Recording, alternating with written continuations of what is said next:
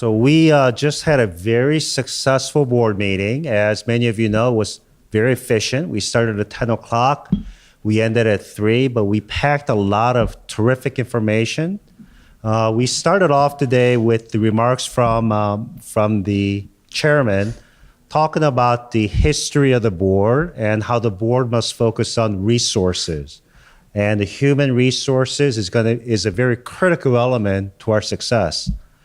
And we had the presentation by one of our student EQ winners, Tisha Wexton, and she gave a truly inspiring pitch. It was a business pitch competition, and she talked about the need to provide opportunities for those with disabilities, not to count them out because they have so much potential and opportunities to give back to the communities and to society.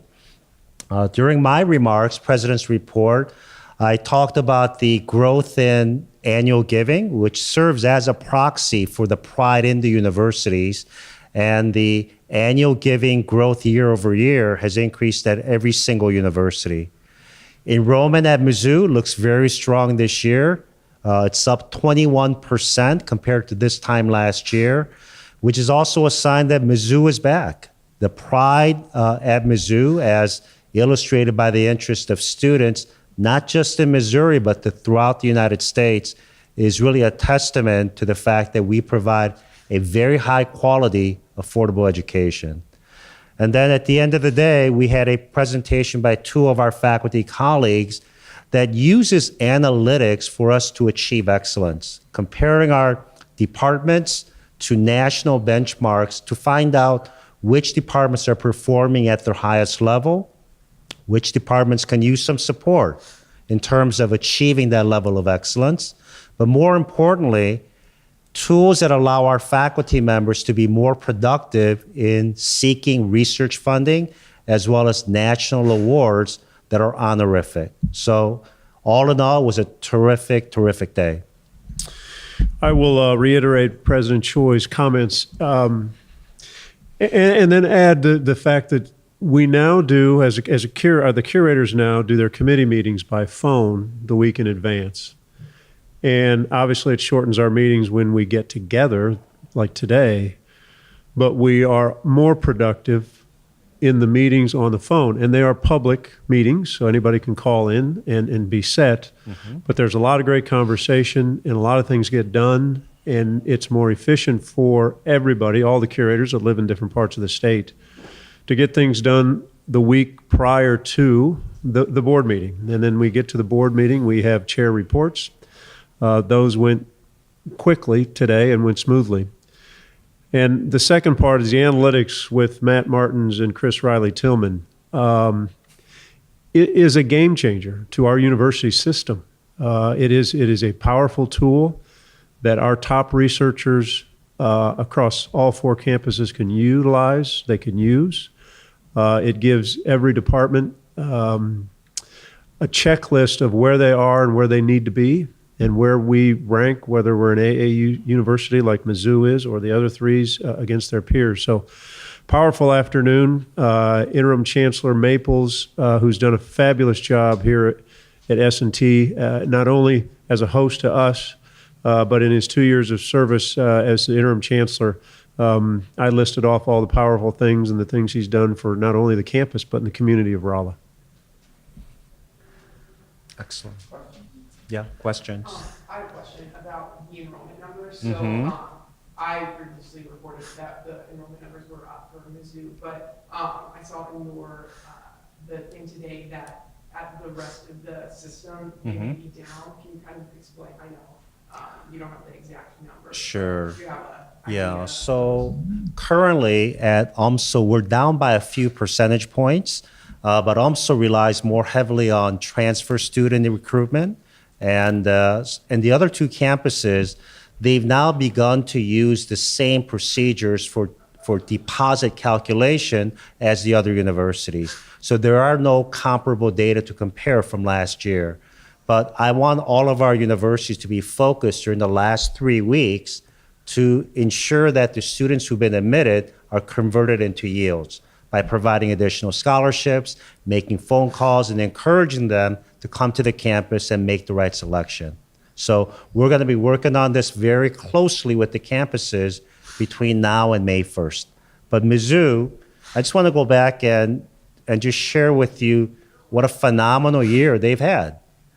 They currently have 5,128 students who made a deposit. That's 1,000 more than students who actually arrived on the campus in 2017. So that is a 20% increase in a span of 2 years. And so kudos to the team led by Kim Humphreys, the chancellor, and the provost to ensure that we have a very vibrant freshman class coming in the fall of 2019. President Choi, this is Sarah on the phone. Well, I'm the only one, so you probably know who I am. Oh, yeah. But this was for Mizzou. This was for Mizzou, the Mizzou numbers. Yes. Is that what you just talked about? This is for Mizzou, yes. They're at 5,128 compared to last year. I think they were like 4,300 this time last year. So they're up 21% compared to last year. And they are drawing students from in-state, all throughout the region, and out of state. The only region that I saw in which they were down was in Houston, and they were down by just a few students. You've shared quite a bit of information about financing for the construction of TPMC. That's right. Do you foresee the need to take on any debt to finance? Well, there is that possibility, and we have to work very hard between now and I would say probably a year and a half from now when we need most of the funds available for the construction of the building. But the fundraising has started in earnest about 6 months ago, and we are seeing some major movements. Today, Curator Farmer mentioned the $5 million anonymous gift, and I think that gift will help to catalyze other gifts. There's also a $50 million ask that we have through the VA from the federal government, and that is in the president's budget. If that gets passed in the House and the Senate and signed by the president by the end of this most likely calendar year, that's another $50 million for this project. And if you combine that with the amounts that we've already committed from the system and Mizzou, we're talking about $160 million that is already allocated towards the construction of a $230 million building. And so we still have some work to do. We also have funding that's going to be made available from the state of Missouri. Currently, the House bill has $3 million allocated. Hopefully in the Senate, we'll get more than that. And if we can get that over a period of several years, we're going to be well on our way to have the financing available for this building. On top of that, I think there's now more information on a weekly basis, monthly basis, on what this building and what the potential this could be for the state of Missouri. And so when we see engineers and scientists talk about it more and more, there's more attention, which creates more interest in what we're doing. Great point. Yes. The new project manager was just hired towards the middle of last week, and you announced James Abbey today. Can you tell us a little bit more about him? So James Abbey comes with significant experience working in both universities and in the private sector. And for a period of about 5 years, he served as a senior manager for strategic partnerships at Texas A&M University. And he led some very innovative programs for public-private partnerships in high-performance computing that generated about $50 million of support from IBM for those efforts. He also has a very strong international experience, having worked at a university in Wales to develop some of their nanotechnology activities that brought in industry partners working with universities to translate research into commercial products. And he comes highly recommended by several key leaders, including the former director of the White House Office of Science and Technology. And we look forward to having him here and leading this very important effort that has so many spokes coming out of the hub of the TPMC. question about the University of Missouri Sinclair School of Nursing building. Yes? I saw a tweet from the zoo that talked about how the facility would have a focus on increasing enrollment by 2022, which would be important in the grand scheme of things where there's a nursing shortage. Can you kind of go into detail on that and how this facility will be able to help with that? Right. And Help with increasing enrollment? right. And as you know, the Sinclair School of Nursing is recognized not only for training outstanding nursing graduates, but it's also one of the most successful nursing programs in the country when it comes to extramural research funding. So this space was served not only to train additional nurses, but also to provide research space for faculty members to work on nationally competitive projects. The reason that this building was in such great need is because Sinclair School of Nursing is in an older building that doesn't have the capacity for providing the simulation facilities for nursing students. Nursing students require extensive clinical training, and by using the simulation facilities, our faculty members will be able to train more nurses and graduate them so that they can meet the workforce needs in the state of Missouri. So it's for workforce, obviously, but also to create space that is amenable for extended research. Thank you. And I had a quick follow-up on that. Do you have an idea of when construction will begin and kind of where that will put students? You know, yeah, we can provide details Yeah, later. I was just curious. But we expect to complete it by 2022. 2022. Mhm. That's good. Roger? Another question about Yeah. Go ahead, Sarah. Go ahead. okay, sorry. So this weekend, if I'm not mistaken, is Show Me the Zoo Day. Am I saying, is that so it's Yes, called, right? it is. Yes. Okay. So can you guys talk a little bit about the importance of that? Is this the first big effort of its kind? Because you usually have the Meet the Zoo Days, which I'm familiar with, but this seems like a bigger effort. Is that correct? Is that accurate? It really is a big, would you like? Yeah, well, I think it's a huge effort compared to what it's been in the past. A lot of times this weekend it ties with the spring football game, but this opens up the whole university. If you want to do anything at our university in Columbia, this is the weekend. You can go to all parts and bring kids and kick the tires of almost every department, and it's exciting because I think it'll draw a lot of people. It'll draw a lot of people. And the purpose of this is to reinforce to the citizens of Missouri the value of this land-grant AU institution.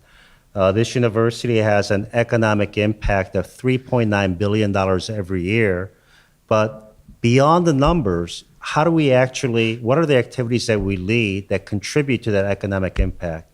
It's the training of students, obviously, but also the research that we do in engineering, to the nuclear research reactor, and the clinical care that we provide in the hospital. So all of our departments will be available in an open house fashion to have visitors come in, learn more about our activities, as well as some interactive programs at many of the science labs at the university. So please encourage your listeners to attend, and I think the weather's going to be Let's hope good. Yeah, weather's going to be very good. There will be a football game during the middle of the day, but it's going to be a great day in Columbia.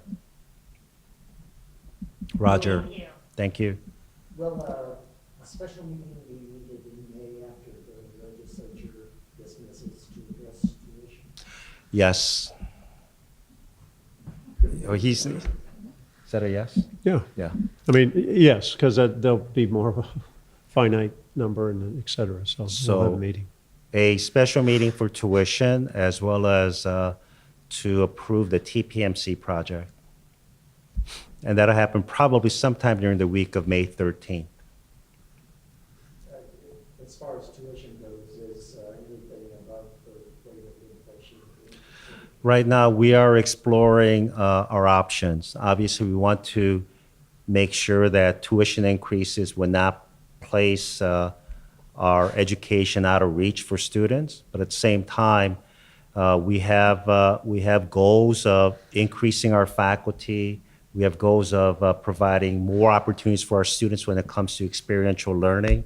And these things require resources. And so our request would depend on the amount that is provided in terms of appropriations from the state. And as you know, we are a university. We are not one of the universities that received equity funding from the state. There's only one university that received it. So we're going to have to look at a combination of our appropriations and tuition increases to achieve the goals that we have in our strategic plan.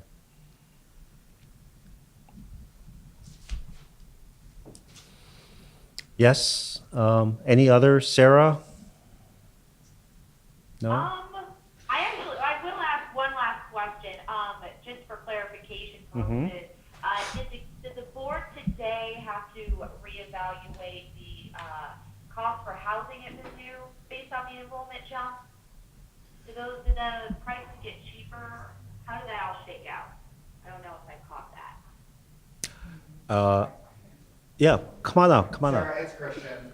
Really quickly, what happened today is that we had to make sure that we had the option available to allow us to do extended housing on campus.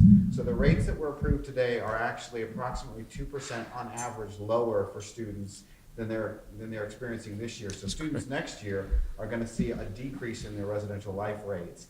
But this also, we added in the option to have extended campus housing if our enrollment, which is looking really strong, if we need it for that enrollment. And Sarah, by the way, first priority will be provided for first-time freshmen for on-campus housing, and that's going to be very important. But it just goes to show how popular of a destination Mizzou has become over the past 2 years. Do you guys know yet where the extended student housing will be?